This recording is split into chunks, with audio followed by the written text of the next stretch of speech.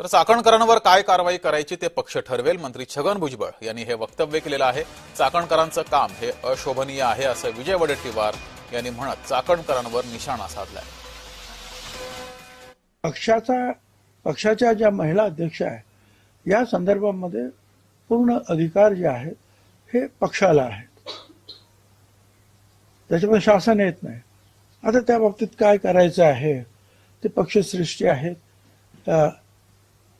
आपल्या उपमुख्यमंत्री ताई आहेत, सुनेत्रा ताई, ही सगळी मंडळी बसून चर्चा करतील आणि ठरवतील.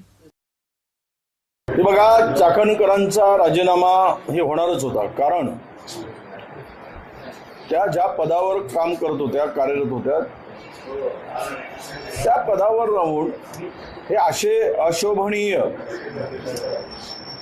म्हणजे भोंदू बाबाच्या चक्करमध्ये इतकी मानसिक गुलामी पत्करणं आणि त्या पदावर राहून महाराष्ट्रातील महिलांना त्या न्याय देऊ शकत नव्हत्या.